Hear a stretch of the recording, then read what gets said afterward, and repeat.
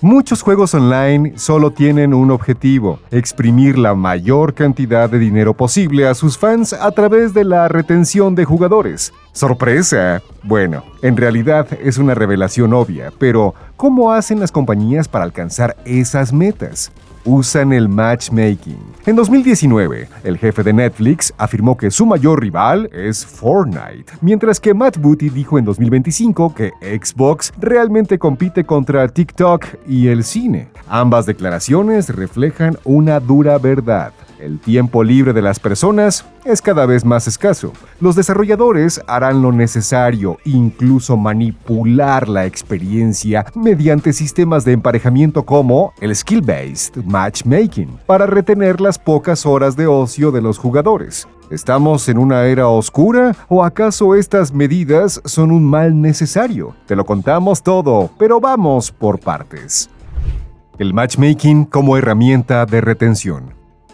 En Level Up hemos discutido sobre las tácticas que utilizan los títulos online para mantener la atención de los fans, desde lanzar eventos de tiempo limitado para fomentar el FOMO hasta aumentar artificialmente las horas de juego con grindeo y contenido vacío. Para llegar a ese punto se necesita, en primer lugar, que las personas estén interesadas en pasar tiempo con el juego, ya que es imposible vender skins a alguien que dejó de jugar. Las compañías intentaron crear espacios en línea cada vez más justos con el paso de los años, y es allí donde entran los sistemas de emparejamiento que pretenden garantizar partidas satisfactorias y libres de lag, especialmente en las experiencias competitivas. Es evidente que ayer quedaron los días en los que los multijugadores eran el viejo oeste. El problema es que la mayoría de los desarrolladores son poco transparentes sobre la filosofía con la que abordan el matchmaking y rara vez discuten cuál es su metodología. La falta de información da pie a escepticismo, teorías de conspiración y enojo.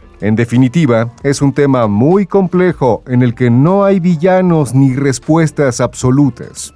¿Enemigo invisible o un héroe incomprendido? Cuando se aborda el tema siempre sale a colación el emparejamiento basado en habilidad, es decir, Skill-Based Matchmaking o SBMM. Como su nombre lo indica, este modelo considera la habilidad de los jugadores y otros factores para intentar formar partidas equilibradas y agrupar a competidores de niveles similares. Suena bien, ¿no? En la actualidad, la mayoría de los títulos utilizan un sistema que toma en cuenta las estadísticas y otros datos para ofrecer una experiencia justa. A pesar de que este sistema pretende crear un entorno más disfrutable para novatos y veteranos, en años recientes se convirtió en el enemigo número uno de los fans de los juegos competitivos, como Valorant, Fortnite, Apex Legends y Call of Duty. La comunidad de este último es particularmente vocal al respecto, pero ¿por qué lo odia?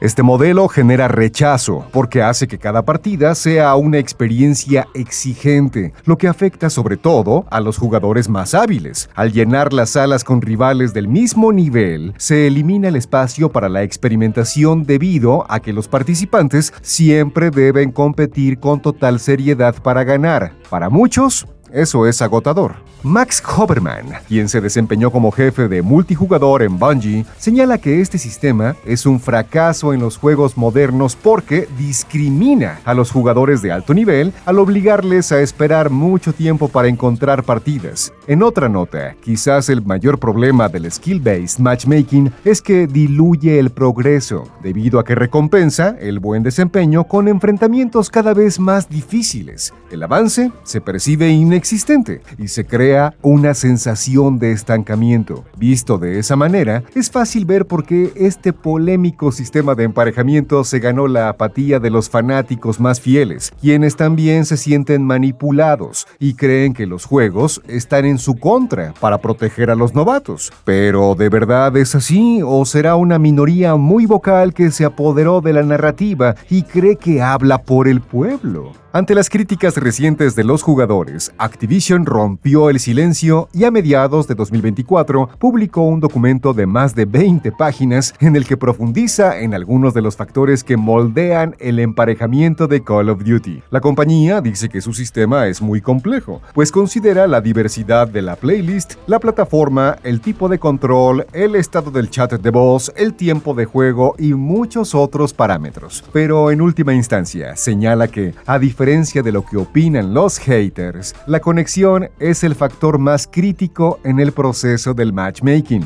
Pero, ¿qué pasa con el elefante en la habitación? En el caso de Call of Duty, la habilidad se define por el rendimiento esperado del jugador en función de su historial, lo que se mide con estadísticas como el KD, puntos por minuto, y el número de eliminaciones, muertes, victorias y derrotas. Estos datos se comparan con el resto de los participantes de la sala, sin importar el equipo. Esto suena bien, pero ¿qué significa en la práctica? Según Activision, el SBMM pretende que todos los jugadores, independientemente de su nivel y tiempo de juego, puedan ganar y perder de manera más proporcional, así como evitar que la brecha entre los mejores y peores participantes del lobby sea muy grande. Aquí viene lo importante. Los datos indican que no considerar la habilidad en el emparejamiento aumenta las posibilidades de que los jugadores abandonen el título. A principios de 2024, la compañía realizó estudios en Norteamérica que incluyeron pruebas controladas y análisis experimentales para medir los cambios en el sistema. Se hicieron dos grupos. En el primero se mantuvieron los criterios estándar y en el segundo se relajaron las restricciones del skill-based matchmaking. Los resultados demuestran que este modelo es más necesario de lo que muchos se imaginan. Para empezar, la retención cayó drásticamente para 90% de la base de usuarios cuando se flexibilizó el sistema, lo que significa que solo 10% de los mejores jugadores que se beneficiaron de las restricciones más laxas mostraron mayores tasas de retorno. También hubo 80% más abandonos en las partidas con el SBMM menos restrictivo. En una línea similar, entre 20 y 30% de los jugadores con peor desempeño experimentaron una caída significativa en sus puntos y bajas por minuto, mientras 60% de la población no mostró cambios significativos. Esto quiere decir que solo alrededor del 10% de los fanáticos más hábiles registraron mejores resultados cuando se relajaron las restricciones. Por si lo anterior fuera poco, el número de partidas que terminaron con una victoria aplastante por parte de uno de los equipos aumentó en todos los niveles. La conclusión es clara. La inmensa mayoría de la base de usuarios se beneficia de mantener el SBMM activo, mientras que solo un sector extremadamente pequeño, entre los cuales se encuentran los pro players, streamers y fans incondicionales que dedican horas y horas a la semana, se benefician de un emparejamiento más laxo. Estos datos demuestran que eliminar el skill-based matchmaking o hacerlo menos restrictivo provocará que miles de jugadores abandonen los títulos a largo plazo. Esto crearía una paradoja. Si los novatos se rinden o dejan de jugar, solamente quedarán los fanáticos más hábiles. ¿Acaso eso no será lo mismo que tener el SBMM activo? Al final, Activision dio su brazo a torcer y confirmó que el emparejamiento con mínima consideración de la habilidad será la opción predeterminada en Black Ops 7. Será aquí donde se probará si los pro players que se quejan en internet realmente hablaban por la mayoría o si el número de jugadores cae en picada debido a las partidas más volátiles. Es importante destacar que los datos anteriores corresponden únicamente a Call of Duty. Esto significa que cada juego implementa sus algoritmos propios que apelan a diferentes objetivos y tipos de públicos. Por ejemplo, en los juegos de lucha como Street Fighter o Mortal Kombat, es más propenso que los fans prefieran partidas reñidas y competitivas. El efecto placebo y la leyenda del EOMM. Muchos desconfían de los datos publicados por Activision y sospechan que fueran manipulados para justificar el uso del SBMM. Sin embargo, Charlie Olsen, un programador que trabajó casi 10 años en Raven Software y creador del algoritmo de MMR usado en Call of Duty desde 2016, le dijo a Insider Gaming que el informe es preciso. Aunque reconoció que es un sistema imperfecto que castiga a los jugadores por ser buenos, el técnico comentó que la falta de información oficial crea mitos. Por ejemplo, aseguró que, a diferencia de lo que los detractores afirman, es innecesario esforzarse al máximo en cada partida debido a que el MMR, que es el índice de habilidad del jugador, se ajustará tras una mala racha y eventualmente hará que las partidas sean más fáciles. Otra creencia común es que el SBMM es algo reciente, pero en realidad lleva presente en la franquicia desde el primer Modern Warfare de 2007, aunque más limitado. Según Activision, las capacidades de prueba del esquema mejoraron sustancialmente tras el debut de la entrega de 2019. Entonces, ¿por qué ahora es un tema controvertido? Tal como señaló el periodista Steve Russo de Vice en 2023, el problema hoy en día no es que exista el skill-based matchmaking, es que los jugadores están conscientes de su prevalencia. Esto plantea la siguiente pregunta: ¿los fans notarán una diferencia sustancial cuando debute Black Ops 7 o solo serán manipulados por un efecto placebo? Tomemos como ejemplo el caso de Min Le, co-creador de Counter-Strike, quien afirmó que los jugadores solían quejarse porque, según ellos, la conexión empeoraba con cada actualización. En respuesta, el estudio engañó a la comunidad y redujo de forma artificial el ping sin hacer algún cambio real. El resultado, mágicamente, los fans empezaron a tener una mejor experiencia online. ¿Podría ocurrir algo similar con la próxima entrega de Call of Duty y el supuesto fin del SBMM? Durante años, los jugadores acusaron a los desarrolladores de manipular sus partidas y afectar su desempeño de forma deliberada. En el documento, Activision desmintió estas y otras teorías de conspiración. Por ejemplo, confirmó que el emparejamiento no afecta la jugabilidad, como la visibilidad, el daño de las balas o el registro de los impactos. El dinero gastado en skins y otras microtransacciones tampoco influye en el esquema.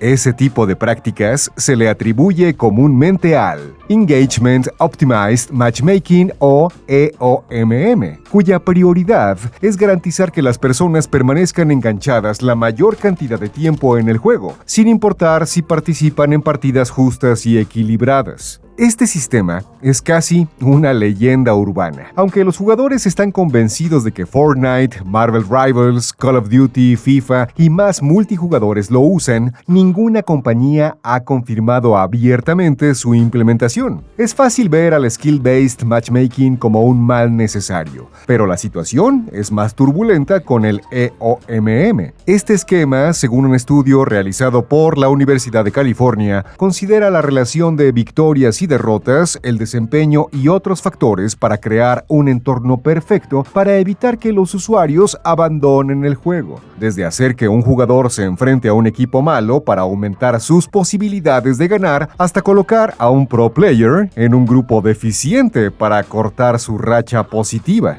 El EOMM fue un tema candente en la comunidad de Marvel Rivals durante meses, pues los fanáticos afirmaron que sus partidas estaban arregladas para hacerlos ganar o perder. Ante esto, NetEase Games publicó un video de casi 20 minutos en el que desmintió el uso de ese modelo y reveló cómo funciona el emparejamiento del free-to-play. La comunidad aún tiene dudas, especialmente porque el juego coloca bots en algunas salas para hacer que las sesiones sean más fáciles. Esa es una práctica habitual, y es muy común encontrarse jugadores controlados por IA en Fortnite y títulos móviles como Call of Duty Mobile para evitar que las personas se frustren y dejen de jugar.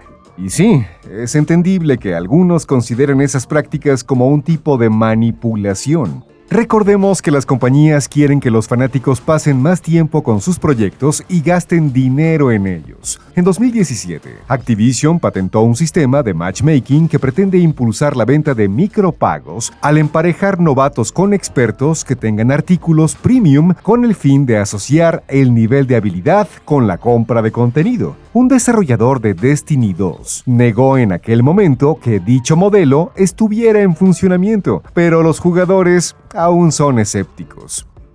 El dilema del matchmaking.